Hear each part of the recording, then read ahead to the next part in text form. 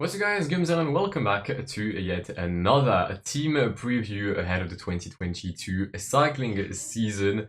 And after having spent quite some time in the Benelux, we are completely switching it up and we are heading to Australia for the Team Bike Exchange, which got a new co-sponsor this year, the Team Bike Exchange Jayco. An interesting 2021 season for the Aussie outfit, because in 2021 it is only 9 wins, an 18th place in the UCI ranking, wins that came from Simon Yates, Damien Howson, Esteban Chavez, Cameron Meyer, Nick Schultz and Caden Groves, but no wins from their marquee signing in 2021. In Michael Matthews, you had come back to Orica Greenedge after having spent quite some time abroad. I feel like that was maybe the most disappointing part of the season of Bike Exchange, because overall, despite only having 9 wins, which is their least successful year in Bike Exchange history in World Tour, Simon Yates did do what Simon Yates does. He won a stage on the Giro, he finished P3 of the GC.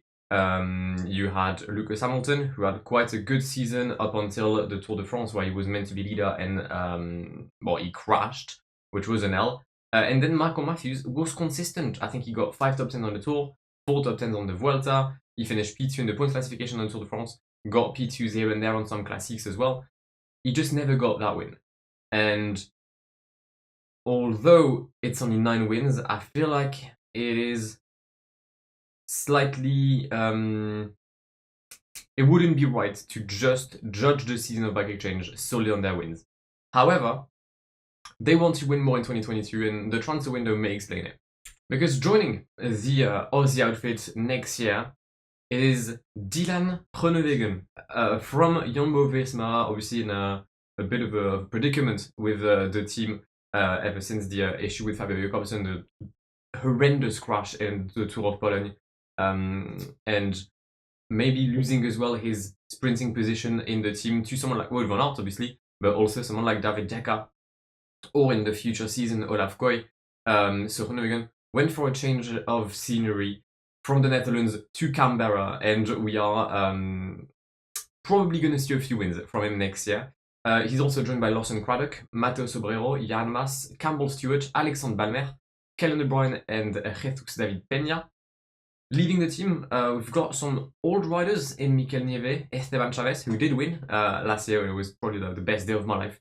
Brent Buchwalter and Reed Zeitz, and then 2 younger prospects. The first one, which I feel like is the biggest of all, is Robert Stannard, going to Alpecin Phoenix, and Barnabas Peak also leaves the Aussie team. I mean, you're losing some deadwood in Nieve, Chavez, Buchwalter, and Zeitz. You're not exactly replacing them. I mean, I guess you're replacing Buchwalter with someone like Lawson Craddock. Matteo Sobrero can climb. Alexandre Balmer can also climb. But I feel like, yeah, the main thing obviously is the signing of Groenewegen. Rob Stannard isn't exactly replaced. I don't really know much about Kellen De Bruyne, Campbell Stewart, and Jesus David Peña. But you do have someone like Neil Schultz in the team that kind of fits the same criteria, so I'm not exactly too worried. And one of the riders I will be watching next year is Caden Groves. He's been in the team for 2 years, just like on Intermarché, where we had Vinny Germay. We have Caden Groves here, who is yet another YouTube pro cycling legend.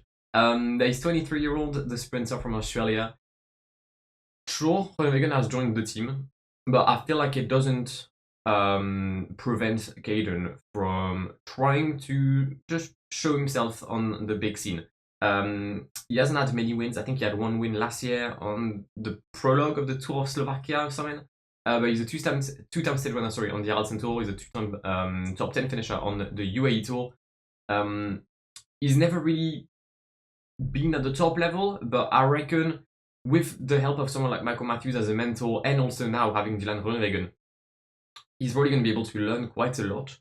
I don't expect him to win everything, right? Don't get me wrong.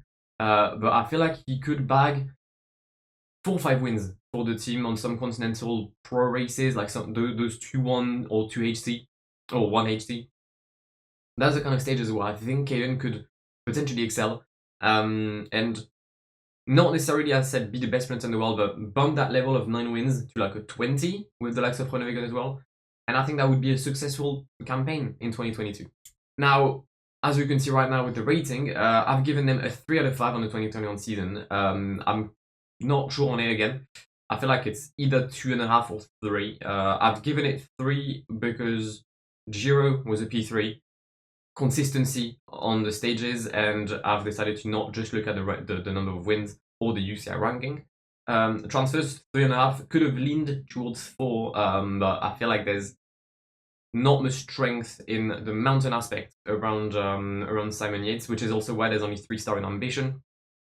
Although, I mean, Nieve and Chavez were old and not replaced, and I feel like if you're aiming for a Grand Tour, you may want some like better competition or better supporting cast. And finally, you can see the first red star given to well, in these previews. Now, no, it is not a football team from Belgrade or from the north of Paris. It means that this is negative stars. Because this kit should not exist. Right? It just should not. Whoever decided that this kit was correct, honestly, no. Even Stevie Wonder can see that it's shit. So because of that, I'm gonna give Bike Exchange just below average. Below average, we're about 9, I think. If my maths are correct, we're around 9.25. It's an L, obviously, because without the kit, they were above average. Now they're not. Which clearly shows that it's an arbitrary grade and not like scientifically proven stat. But yeah, that is it for Bike Exchange, and that is also it for this preview. Alright, so tomorrow we are potentially heading to yet another continent.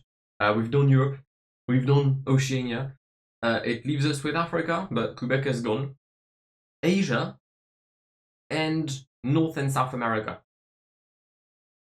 I don't know which team we're going to, but let's hope that they can see life in pink, as we say in France. My name is Guillaume, have an amazing day. See ya. Pass me the funk, get your funk on.